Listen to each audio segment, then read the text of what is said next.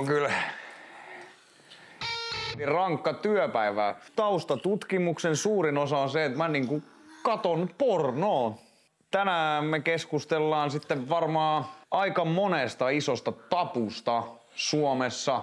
Tosi monelle naiselle jopa työstä tällä hetkellä. Ja jos oikein tiedän, niin Krista on ensimmäinen Suomen OnlyFans-tähti. Niin sanotusti. Päästään viettää Krista kanssa päivä.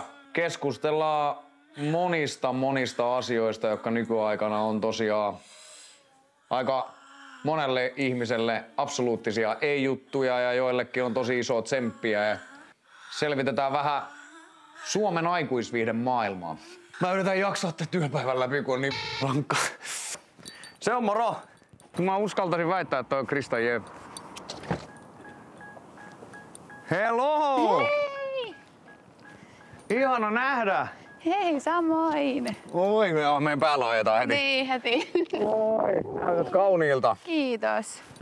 Mä en ole ihan varma, Krista, mutta olitko sä Suomen ensimmäinen OnlyFansin tekijä? Kyllä.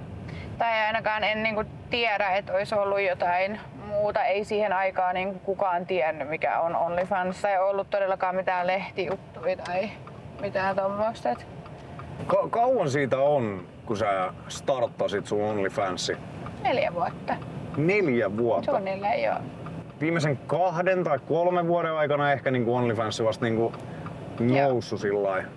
Kyllä sitä aika nopeasti, kun me tehtiin tosiaan mun hyvä ystävän kanssa, meillä on pari tiliä aluksi. Ja aika nopeasti siitä, kun me tehtiin se meidän tili, niin sit niitä alkoi tulee. No nyt niitä on tosi paljon. Joo, nythän se on ihan arkipäivää. Mut silloinhan se oli no suomalaiset varsinkin ei välttämättä luota joku ihme uusi sivusto, niin pitää laittaa pankkitiedot ja kaikki.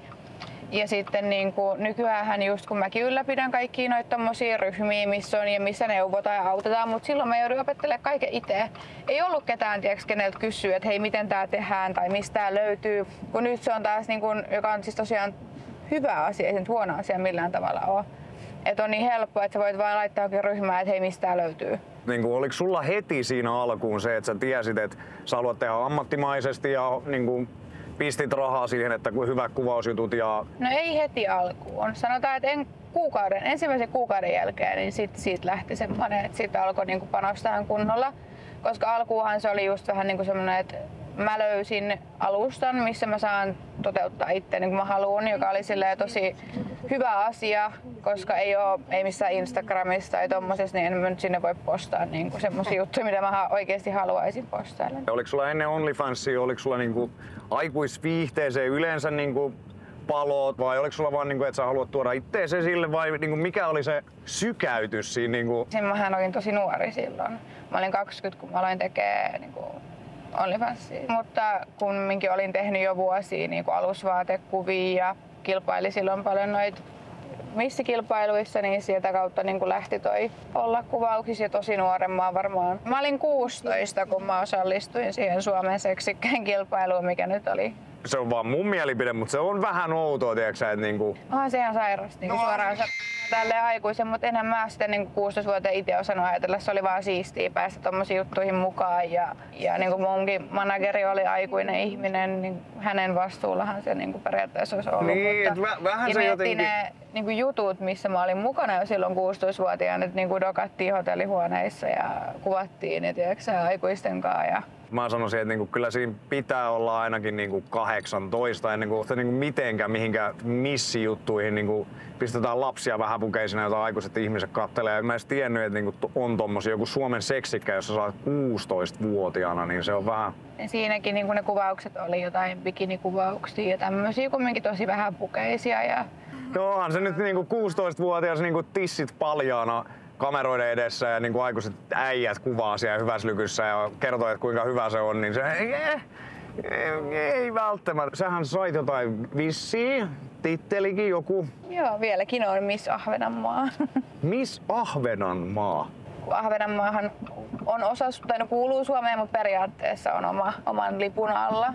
Niin siinä oli just tarkoituksena, kun oli mahdollisuutta, että mä menen Miss Suomi-kilpailuun, mutta se kestää vuoden.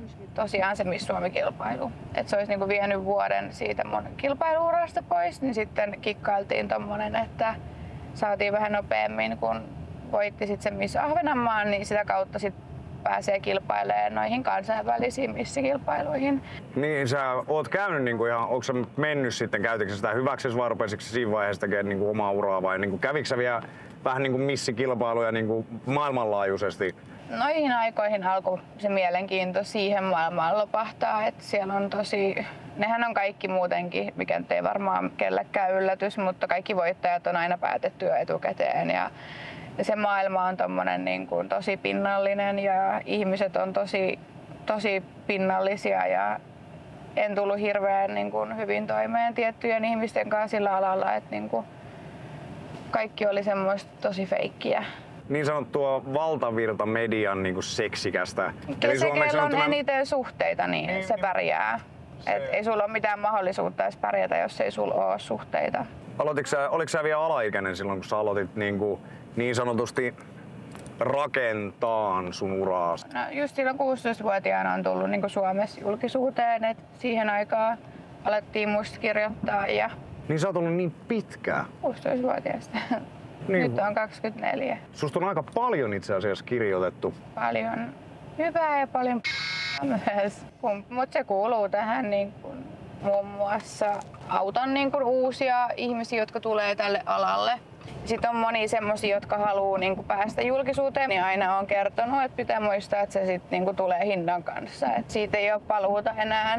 Sulta viedään se tietty yksityisyys ja silloin kun oli alkuvuonna se auto-onnettomuus, niin mulle soitti samana iltana toimittaja niin kuin siitä ja heti, että haluatko tehdä niin kuin jutun, että mä oon vielä niin kuin makaan sairaalassa, se tuubi kaulassa ja soittaa niin kuin heti toimittaja.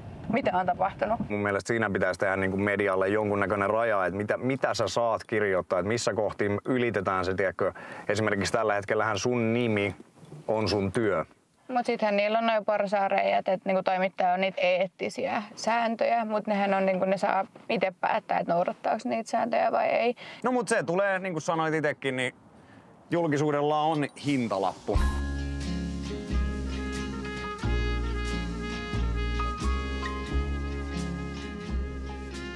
Oikeesti Goodwinin sateenbriendi on siis maailman parasta. Ja nyt tulee hirveä haloo varmaan ihmisille, mutta mä syön hattu päässä. Ei. Soipa. Oi. Ai. Eikö mitään käytöstapoja? Eetu, sun on pakko tulla maistaa. Anna kameraan rullata, tuu maistaa. Mä haluan nähdä sun reaktion tähän. Vedä se oikein kunnon. Se oli hyvää kyllä.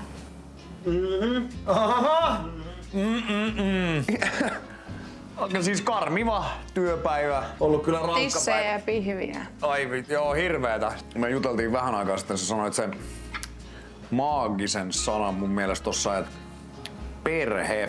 Eihän mä voi puhua sun puolesta, mutta mitä mä veikkaan ja ite nähnyt tosi paljon ennakkoluuloja, ajatuksia. No millain sun perhe on ottanut niinku vastaan yleisesti sun niinku työn? Tosi hyvin. Ei se nyt tullut silleen hirveänä yllätyksenä, mutta totta kai vaati totuttelua. Mutta nykyään on ihanaa, että niin kun just perheen kanssa pystyy heittämään läppää vaikka jostain kuvauksista. Että on semmonen tosi chilli. Kun mä taas tiedän niin monia kollegoja, joilla on vaikka niin välit laitettu kokonaan poikki tämän takia, että ei niin ole tervetullut enää perheeseen ollenkaan. Ja et siskoilla on omat mielipiteet. Ei välttämättä ole niin samanhenkisiä kuin minä asiat, mutta kumminkin niin kuin ymmärtää eikä kritisoi siitä tai mitenkään. Niin kuin. Eikö se vähän niin kuin kaikessa, että kun ihmiset puuttuu niin paljon toisten tekemiseen ja totta kai me saadaan toivoa meidän lapselle parasta ja kaikkea, mutta esimerkiksi sähän oot ihan täysin itse päättänyt ja halunnut ja suunnitellut ja kaikkea, niin eikö se ole just se, että siinä pitäisi niinku vanhempien ja perheen niinku rakkaudesta ja toista kohtaan niinku sanoa sillä, että no, ei välttämättä ole ihan mun kuppi niin. teetä, mutta niinku, onko sä onnellinen? Aina pitäisi kysyä, että onko sä onnellinen, haluatko sä oikeesti? Vanhemmat on just sanonut, että kunhan turvassa, niin kuin, että et tee mitään, missä et ole turvassa. Ja siitä mä tykkään OnlyFansista alustana, että kun kukaan ei päätä, mitä sä teet, sä päätät, mitä sä teet. Tuo on ollut rankka syöpäivä kyllä. On tää työn tekeminen rankkaa. tissejä ja pihviä ja meillä on jakutsi vielä tänään niinku oma jakutsi. Totta hei. Tää on hälyttäys. Joo, mä en kurkistele hälyjä. No niin, tuotte tutustumaan. 8 miljoonaa biistiä. Moi! Terve, terve! Äiti tuli! Anteeksi, toi Choco kiljuu täällä. Ei se mitään. Mä uskallan väittää, että täällä on ennenkin kiljuttu. No moi! On täällä muutama kertaa. Ootteko tehnyt pahuuksia? Mä oon vähän se jo jonkun verran. Ette oo pissinyt mihinkään? Joskus on kussukin jonnekin. Sulla on paljon kynttilöitä, niin kuin sä voitat mutkin tässä. Juu, mä rakastan kynttilöitä. Me päästään polttaa jotain tämmöisessäkin jaksossa. Elämä on hienoa. Eetu nukkuu työhuoneessa. Aivan hirveä työpäivä. Mä en ymmärrä. Täällä on kuvia seinillä, niin niitä kannattaa varoa, jos... Eiköhän me pärjätä. Minkä sä toit? Mikä tämä on? Onks tää niinku semmonen, missä sä kuvaat todella paljon vai? Joo, ja tää on nyt just valmistunut, kun tää piti tilaa sieltä lasitehtaalta, kun ei saa näin isoja peilejä mistään. Raivostuttavaa. Nyt ollaan niinku, tiiäksä, ammattilaisten huoneessa. Me nähdään varmaan sitten vähän myöhemmin, millainen työpäivä on. Mut nää on mun lempparijuttuja siis. Tää on oikeesti aika siistiä. Tää on niinku työhuone. Täällä Eetu on siellä. Jeetu! Eikö se oo karmiva työpäivä? Ihan. Sanoit seisoo, niin sit seisoo ja teet näin. Seisoo. Siis vedättekö, tää on teidän kokosia nää? Joo. Haluaisiko sinä sieltä? Jam. Koiran kuiskaa ja J. Savolainen päivää. Sinä libi vamba. Nyt tiedätte, silareilla on yleensä aina nännit kovana. Kyllä. Mutta olen tämmöiseen niinku kiinnittänyt huomiota. Mäkin kiinnitän huomioon tällä hetkellä sitten niinku paljon tulevaisuudessa. Eikö sä täällä niinku omalla tavallaan tapahtuu se suurin duuni? Joo. Joka viikko mä kuvaan, että mä otan hotellin tai Airbnbin myös. Yleensä Airbnbin, koska on kivempi, että on eri lokaatio, kun hotellit on niin tylsiä, että ne on aina samannäköisiä. Ja sitten totta kai kuvaan paljon kotona, mutta kaikki niinku muu, viesteihin vastaaminen, mainosten teko, markkinointi, kaikki tämmönen. Niin. Yleisin varmaan, mitä ehkä niinku ihmiset miettii, että kuinka paljon niinku suuravalinta ja niinku tää duuni kaikki on vaikuttanut sun deittailuelämään, koska se on nykyaikana aika lailla sillä lailla, että niinku se jakaa, sanotaanko melkein jopa ihan täysin niinku kahteen osaan on sillä lailla, että absoluuttisesti hyvin ei kamalaa ja että niinku eihän tommosta voisikin hyväksyä ja mä en haluais mun naiselta tommosta ja sit on sillä lailla, että cool. Joo, just näin. Että se on joko tai. Aika lailla itsekin huomannut, että se on joko tai. Sulla ei oo ikin ollut mitään niinku semmoista, että sä olisit niinku muuten niinku vapaalla ihan älytön, niinku, että joka viikko ja joka päivälle veriäijä tai... Mä en oo ikinä ollut yhden illan juttujen, niinku, ei oo ollut ikinä mun juttu, että mä oon enemmän parisuhde-ihminen muutenkin. Ja sit kun en juo alkoholia tai käy klubeilla tai baareissa, niin tosi monet jotenkin olettaa, että ryyppää paljon ja juhlii paljon, kun on tällaisella alalla. Ja sit kun ne saa tietää, että mä oon kunnon kotirotta, että mä vaan viikonloput katon Netflixiä ja chillaan niinku iltaisin enkä lähde mihinkään dokaamaan ja riehumaan, niin sit on niinku tosi yllättyneet ihmiset yleensä. Onko se jotenkin ollut niinku vaikein niin sanotusti löytää just tommosissa asioissa, varsinkin just sitä niinku äijää, joka hyväksyy, koska kyllähän sä kuvaat myös miesten kanssa ja sit sulla on naisten kanssa ja kimppoja ja kaikkea. Sulla on niinku se repertuaari, kun tossa ite just tutustuin siihen, niin itekin niinku huomas sulla, että täällä on niinku ihan kaikkea. Mä kuvaan just tosi laidasta laitaa, että ihan niinku naisten kanssa, tosi paljon eri naisten kanssa, just tykkään kuvaa. Sitten just niitä kimppuja, isoja orgioita kavereiden miesten kanssa. Se on ollut myös semmoinen niin kun, tosi paljon kysymyksiä herättävää, että mä kerron. Varmasti sillä vähän niin kuin, että kaverien niin kuin äijien kanssa. Mut sitten taas tällä alalla niin se on paljon kivempaa kuvaa ihmisen kanssa, kenet sä tunnet, kenen kanssa niin sä tiedät, että on ok tyyppi ja on mukava. Ja kun taas mulla on just ihan ehdottomasti se, että on se nainen tai mies, niin mun täytyy tutustua siihen ihmiseen, kun mä kuvaan. Että mä en pysty kuvaamaan silleen, että joku random niin kuin moi kuvataan, vaan että mun pitää tuntea sut jollain tavalla ennen kuin mä niin kuin haluan kuvata sun kanssa. Niin sitten kun on kyseessä just kaverin vaikka mies, niin sen nyt tuntee jo ja tietää, että tää on hyvä tyyppi. Ja... Onko jotain, mitä sä niin kuin yleisesti parisuhteessa, onko se tosi erilaista niin kuin seksi esimerkiksi tai sen kumppanin kanssa tai jos sä alat tapailee? Kyllä mä normaalissakin elämässä on ihan sairaita seksijuttuja. Kyllä, että ne on mun jutut, tommoset kaikki roolileikit ja kaikki, että on ihan laidas laitaan kaikkea. Mutta onhan se totta kai eri asia. Mulla on itsellä muutenkin semmonen, että mä just, jos harrastaa seksiä jonkunkaan, niin sit siinä pitää olla niinku tunnetta sitä ihmistä kohtaan, jos niinku ei puhuta työstä nytten. Ja sit toikin on ollut semmonen, mitä ihmiset ihmettelee tosi paljon, kun mä oon sanonut niinku ääneen just, että en tykkää yhden niillä jutuissa ja haluan harrastaa seksiä jonkunkaan vaan, jos mulla on joku tunne sille ihmiseen, että miten mä pystyn sit kuvaamaan. Se on jotenkin, ihmiset se ei on niinku ymmärrä sitä, mutta sitten taas mulle se on jotenkin niin simppeliä, mutta sitten mä ymmärrän myös muita, että saattaa olla ihmeellistä, mutta kun se kuvaaminen, se on niin työtä. Mä menen tekemään töitä ja mä menen harrastaa seksiä sinne. Jotenkin niin mielenkiintoinen, kun mä oon niitä ihmisiä, jotka on että seksi on taas seksiä. Et kyllä mä jotenkin pystyn fiilaan se, että no en mä nyt mene nussimaan tai rakasteleen tai vartin klippiä ja tässä on meidän kuvaaja ja että nyt tehdään tää ja sitten pistetään markkinoinnin tulos ja pam. Ja sitten kotoselle kehtelee kahvia. Kun moni aina ajattelee, tiedätkö, että se seksi on niin intiimiä ja kaikkea. Mutta sitten kun näkis sen todellisuuden, katsotaan, että kaikki valot on hyviä ja sitten oota hetki, mä siirrän vähän tätä ja katsotaan vähän tätä ja älä liiku ja nosta vähän jalkaa ja siirrä vähän kättä tonne päin. Kun sit pidetään joku tyyliin vessatauko, kahvitauko, eihän se normaalissa seksissä ole silleen, että venää nyt hetki, oota mä katon miltä tää näyttää. Mut sit taas tässä se on niin normaalia. Vaikka tässä on nähnyt jo paljon tänään, sä oot tehnyt koko ajan vähän duunia tässä samalla ja ollut paljon just kaikkea härdelliä ja kaikkea, mutta kun katsoo tollain noin, ihan täys yrittämistähän toi jo, et Joo, ei todellakaan helppoa. Siitähän mä puhun aina mun somessa, just varsinkin se on tosi huolestuttavaa. Se on hyvä asia, että aikuisviihde yleistyy Suomessakin, että se ei enää ole niin paha tabu kuin joskus.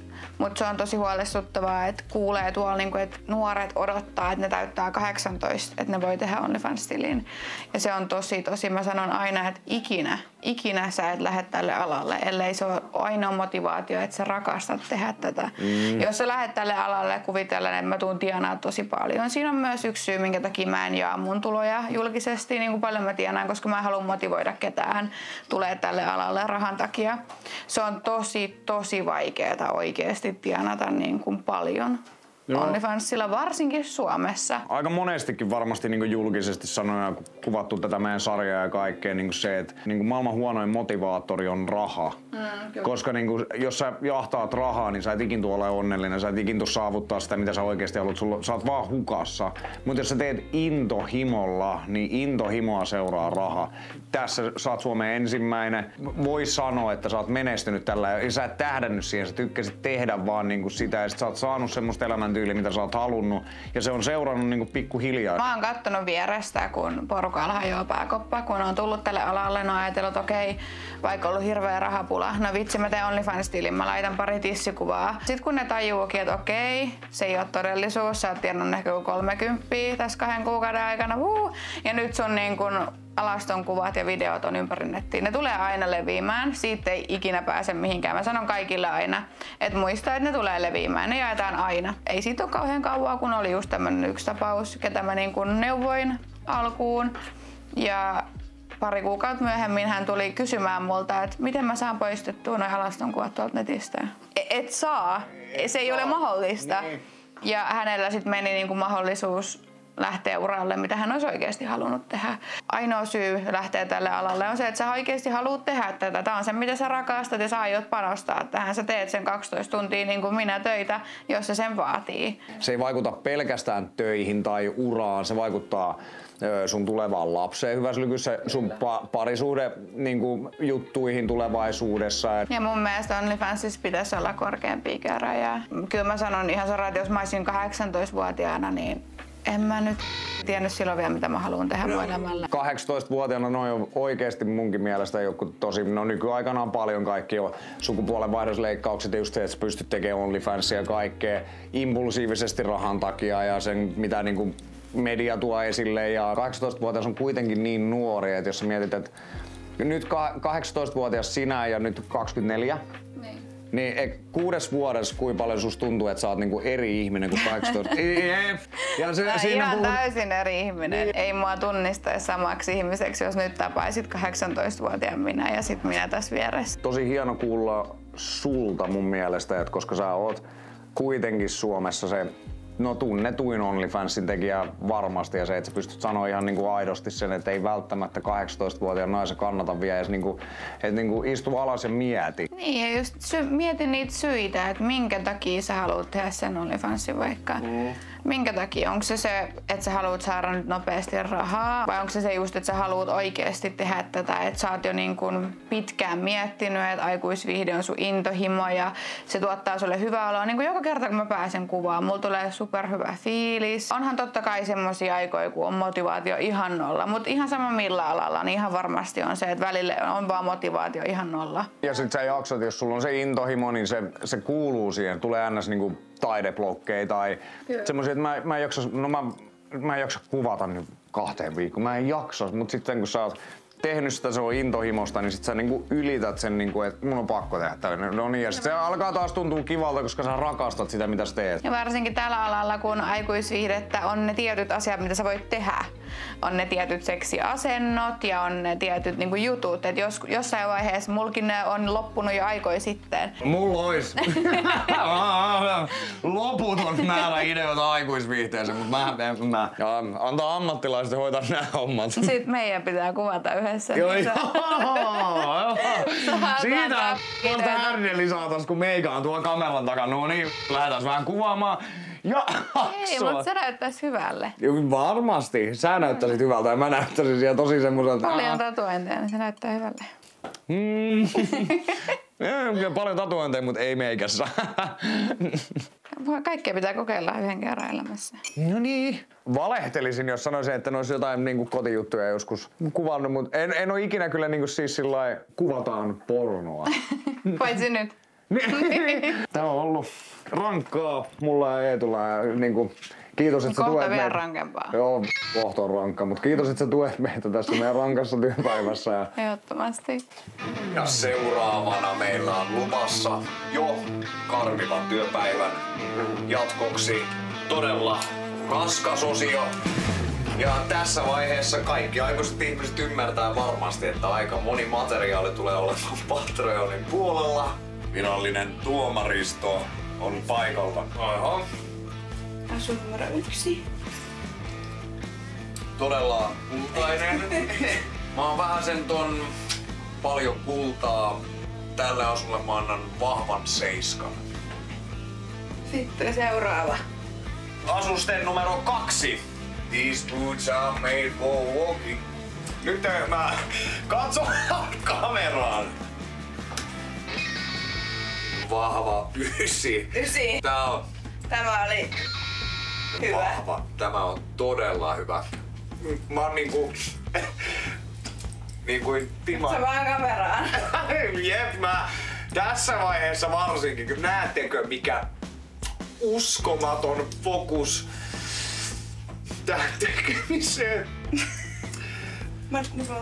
Joo, todella vahva 9. Annetaan 9,5. Outfit number 3. 2 on tällä hetkellä 1.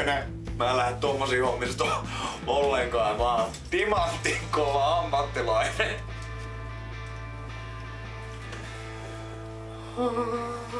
The Incredibles. Kyllä. Siis todella vahva 8. Todella vahva 8, koska nörttijutuista pitää antaa isoa plussaa ja pukee sinua todella hyvin. Kiitos. Laura kova. Ei, te ette saa mua slippaamaan. Mä oon niinku ihan... Voi. Taas, tervetuloa. This is incredible. On ollut pitkä työpäivä. Mites toi? Krista, onko sä jaksanut hyvin kanssa tänään? Mä en jaksanut. Joo. Itse alkaa olla vähän väsynyt. Mä olen aikuinen mies. Tässä olisi sit viimeinen. Nyt on hiljaista poikaa. Ei, mä arvioin asukokonaisuutta ja asukokonaisuus on todella hyvä. Tulee mieleen Kitana, mikä Mortal Kombat. Nyt meinaa silmät slippaa. Hei, asu on todella hieno, mustakultaista, todella low-tyylistä. Riverit. On niin hyvän näköinen on. Tää menee vahvaan 9 puoleen. Todella vahva. 9.5. Tää on todella hyvä. Ollaan aika paljon nähty tässä nyt sitä, että on tosi paljon just puhelimella ja pitää tehdä kumminkin koko ajan niinku relevanttia TikTokia siinä samalla ja sä vastailet viesteihin niinku päivittäin, mutta tässähän on itse nyt tää, mikä on sit se niinku NS-päätyjä, josta tulee sitten niinku noi keskustelut. Jos mä oikein käsitin, niin sä ite keskustelet.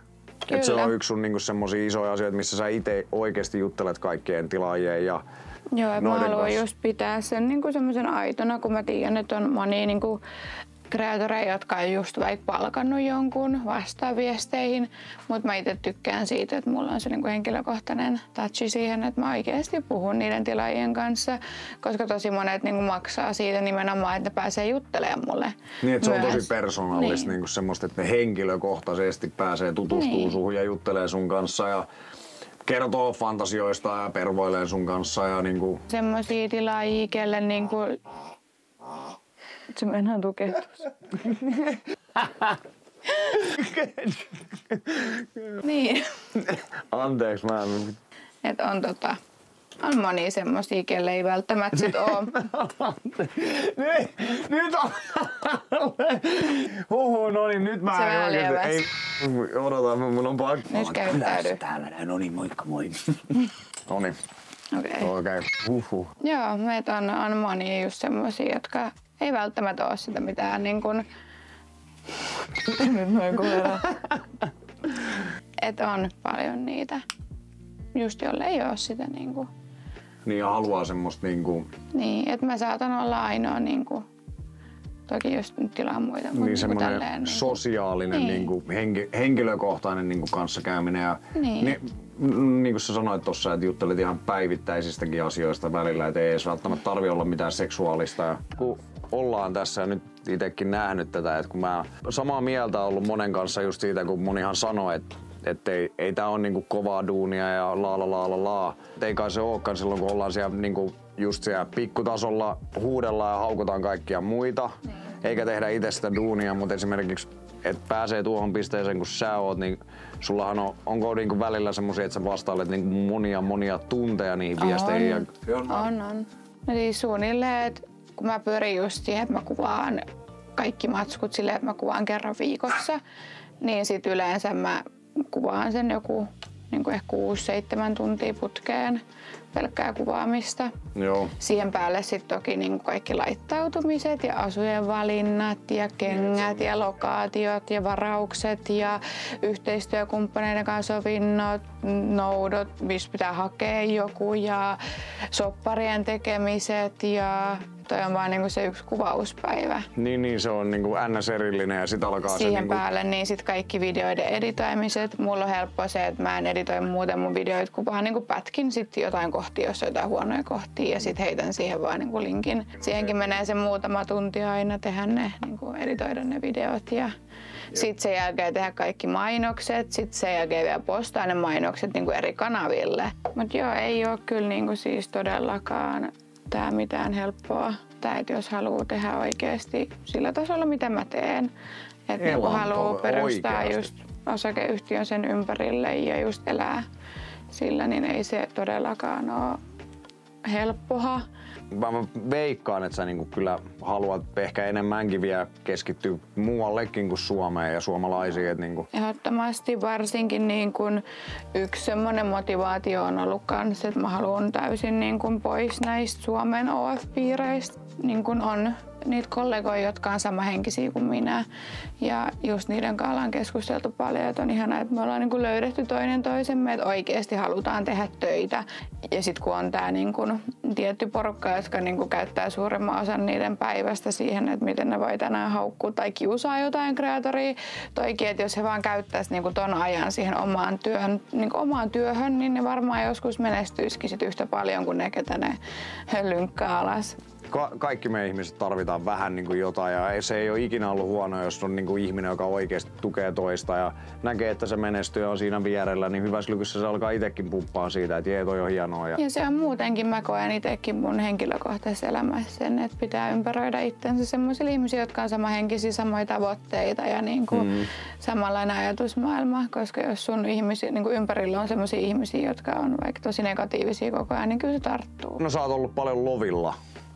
Se koko porukan niinku tarkoitus ja Eetu nyt messissä sieltä esimerkiksi on täys niinku intohimoisuus, koska mä näen aina, että niinku intohimo, rakkaus tekemiseen, siihen, että ollaan niinku oikeasti samahenkisten porukan ympäröimänä, niin siinä tapahtuu tosi ihmeellisiä asioita, koska kaikki pumppaa toisistaan niinku seuraavalle tasolle. Ja siksi just on aina ihan tulla käymään lovilla ja nähdä sua ja kaikkia siellä, kun siellä on semmoinen niin hyvä ilmapiiri aina, että ihmiset on niinku, vaikka olisi huono päivä, niin silti teillä on siellä aina semmoinen niinku positiivinen.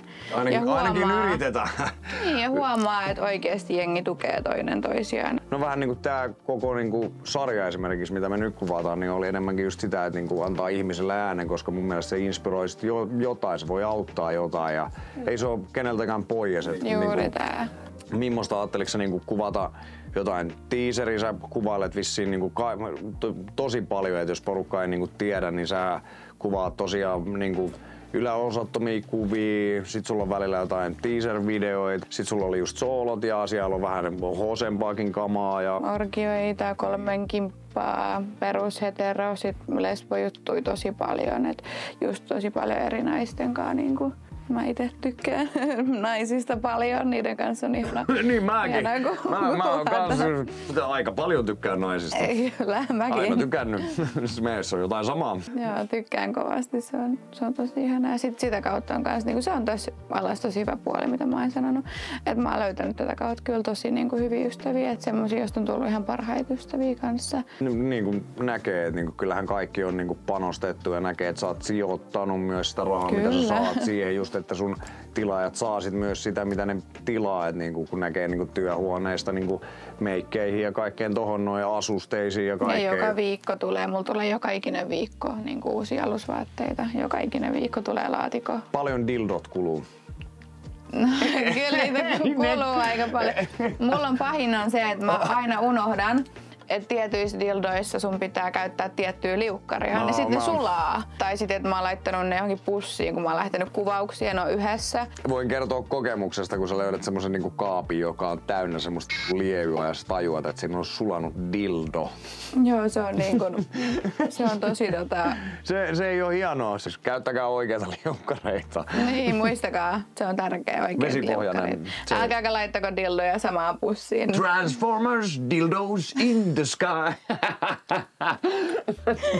Onks tää nyt niinku menossa live-striimi kohta päälle? Kohta joo, otetaan vähän liveä. Et nyt alkuun mä yleensä just aloitan sillä, kun on jotain uusia alusvaatteita, mitä on tullut. Nyt tänään on tää settiteemana. Otetaan vähän niinku promokuvia ensin, mitä voi käyttää myös markkinoinnissa, Instagramin puolella, Twitterin puolella, Reddit, mitä nyt näitä kaikki on. Ja sit sen jälkeen otetaan niinku ihan, riisutaan nämä pois, vedetään toplesset, saadaan sitten niinku OF-puolellekin kuvia tästä vähän ja sitten normaalisti yleensä kuvaisin sitten jonkun videon kanssa niinku sitten tää setti päällä. On sitten soolo tai panovideo tai lesbovideo tai riippuu nyt kuka on silloin mun kanssa kuvaamassa. Niin. Onko sä joutunut kokemaan paljon sitä, että esimerkiksi joku vaan pöllii suoraan sun niinku? On, tosi paljon. Mut sit taas mun mielestä se on ihan normaalia, että saadaan vaikutteita toinen toisiltamme, saadaan ideoita toinen toisiltamme. Kaikki vähän niin kuin on tehnyt jo jotain ja sit et sä voi niinku periaatteessa vaikka joku suihinottovideo. Kaikkihan sen, niin kaikki, jotka tekee tai kuvaa miesten kanssa, niin et sä nyt voi sitä pölliä keneltäkään. No jep, silloin kun viimeksi mä imin munaa, niin ei silloin kyllä. Niin kuin kaikki luulee, että kaikki on just kilpailijoita, niin on se ihan lasten kengissä. Just, että niinku just viime viikolla kävi semmoinen, että mua yritettiin lähteä mustamaalaa siitä, että ton aikana kun olin tosiaan raskaana ja oli se hypermeesi, niin mä olin ihan täysin pois pelistä. Ja siinä samalla kumminkin koittanut hoitaa töitä ja pyörittää kaikkea ja totta kai sit joutunut niinku pyytää ihmisiltä apua myös. Ja sit jos tulee tommonen pieni inhimillinen virhe, että jonkun promo ei ole pinnattuna muutamaan tuntiin, niin sit koitetaan niinku mustamaalaa, että mä olisin ton tahalleen tehnyt silleen. Miten mä oon sen tahalleen voinut edes tehdä, tai mä suunnittelen, että mä tuun raskaaksi ja saan hypermeesiä ja joudun sairaalaan ja se on kyllä se on todella hyvä plääni. Ja niin sillä, että jos haluat saikkua päiväyrittäjänä, niin tollaista niin. Ehkä saat saikkua päiväyrittäjänä. Ei, kyllä siitä pyydetään niinku töihin vielä tulemaan. Joo. Ainakin verot pitää maksaa siinä päivässä. Nyt laitetaan tää meidän live tästä vähän pyörimään ja... Alright. Why keep you hiding where the sun is dark? It's undefined, want to know where you are. Why keep you hiding where the sun is dark? The sun is dark. Ei. Mä oon taivaassa.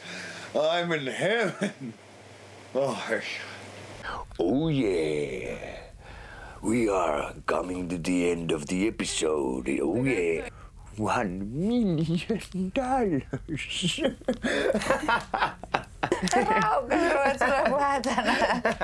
Meidän päivä alkaa olemaan kuvattuna. Kello on 7 aamulla. Kyllä, meillä on ollut pitkä päivä. Me ollaan koko ajan kuvattu ja käyty läpi asioita. Ja sulla alkaa sitten kans itellä työt kanssa heti aamulla. Kyllä. Uusa.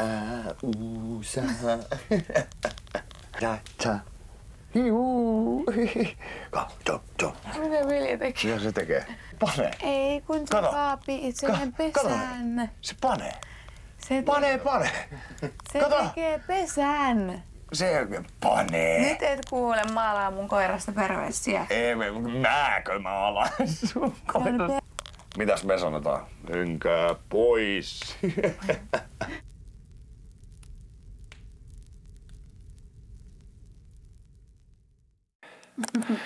Nyt on niinku aamustartti ja tää on itse asiassa tosi hieno nähdä, koska siis sä aloitit aamu ihan samalla lailla kuin mä suomalaisen yrittäjänä heti töihin. Kyllä. Se alkaa tästä ja sitten loppuu niinku, sitten kun loppuu. Ja silti niinku ei väsyttänyt, meillä on niin kivaa. Niin oli, joo, siitä ei pääse mihinkään. Eilinen oli niinku tosi kiva kuvauspäivä. Jos mietitään meidän podcastia esimerkiksi, onko se jotain, mistä sä haluaisit tulla vielä niinku takaisin, millainen fiilis olisi siitä vielä, että nähtäisiin vielä uudestaan ja kuvattaisiin sitten vähän niinku keskustelua. Ehdottomasti just, jos ihmiset haluaa kysyä jotain tietää lisää, niin mielellään vastaan ja mielellään avaan asioita vielä enemmän niin kuin entisestään. Että... Tämä on kumminkin aika kompakti, että jos mietitään niin kuin sillä lailla, että näihin jaksoihin vähän niin kuin sunkin duunissa, että siinä saattaa olla just, meillä on 12 tuntia nyt varmaan suunnilleen kuvattua materiaalia, josta tulee sitten kumminkin niin kuin puhutaan puolen tunnin 45 minuutin jakson, promosuutit ja kaikki muut. Se on tosi marginaalinen, mitä siinä niinku... Ja kumminkin tää ala ja tää niinku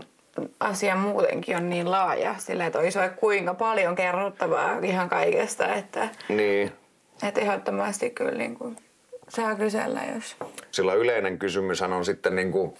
Mistä on järjetön määrä puhetta on se, että niinku, sä oot nuori, sä teet aikuisviihdettä, sä oot kaunis nainen. Entä jos sä haluat joskus lapsia, niin kuinka tää tulee vaikuttaa? Ja niin kuin sä itsekin sanoit, että kun nehän on sit isoja juttuja, että jos sä tuut tänne ja teet se, niin sillä on vaikutukset, mutta niin kuin, että me ei puhuttu eilen siitä, että onko sä esimerkiksi sitä miettinyt? Kyllähän tää on nyt iso osa mun elämää, se tulee aina vaikuttaa ja kyllä mä tiedän sen, että mä joskus haluan lapsia tavalla tai toisella. Mä en tiedä, että sitä kysytään paljon, että aiotko mä tehdä sit vielä tätä silloin, kun mä vaikka saan lapsen tai olisin raskaana ja että aikoisiko me jatkaa vielä, niin sitä on tosi vaikea nyt sanoa. Tosi paljon kollegoja, tosi paljon, joilla on lapsia. On niin kuin useampiakin lapsia, on vanhempia lapsia ja paljon tällä alalla myös ihmisiä, joilla on ihan tämmöinen niin perusperhe-elämä myös, että niin pyörittää perhearkea ja sit samalla on tällä alalla. Et niin se on tosi vaikea ja niin onhan se tietenkin iso kysymys. Eihän kukaan halua niin lapselleen tietenkään mitään pahaa. Varsinkaan omilla teoillaan, mutta sillä lailla, että niinku, mäkin olen vähän sitä mieltä, että on tosi mahdotonta sanoa ennen kuin. Ja me ollaan tästä aiheesta puhuttu itse asiassa just siskojen lasten kanssa, tai siskojen kanssa, kun heillä on lapsia. Että sitten jossain vaiheessa hänen täytyy käydä niinku se keskustelu, että mitä täti tekee työkseen ja niinku minkä takia ja niinku mitä nämä kertoo nämä asiat ihan suoraan. Ja vaikka se on monille 90% maailmasta on ihan semmoinen absoluuttinen eihe ja kamalaa ja kauheata, mutta sähän oot tässä onnellinen, niin mä oon vaan onnellinen sun niin puolesta. Mä sanonut, että oon onnellinen siitä, että niin kumminkin mulla on perhe, joka ei ole niin hylännyt mua tämän takia, koska on tosi moni just, ketkä on laittanut ihan täysin välit, että sulla ei enää mitään asiaa niin kotiin tämän jälkeen. Että vaikka niin mun siskotkaan ei välttämättä ole ihan samaa mieltä kaikesta mun kanssa tai tiettyjä asioita välttämättä niin hyväksy silleen, mutta kumminkin tukee siinä ja on niin kuin, ei mua sen takia just pidä mitenkään huonompana ihmisenä tai mitään. Se on just tosi hieno kuulla, että sun perhe on niin kuin hyväksynyt sut ja on vaan sillä, että kunhan sä oot onnellinen ja let's do it, kyllä me pärjätään. Että niin kyllä. Ja sehän sitä suurinta rakkautta on niin kuin antaa toisen, mä sanon, että elää vapaasti. Niin.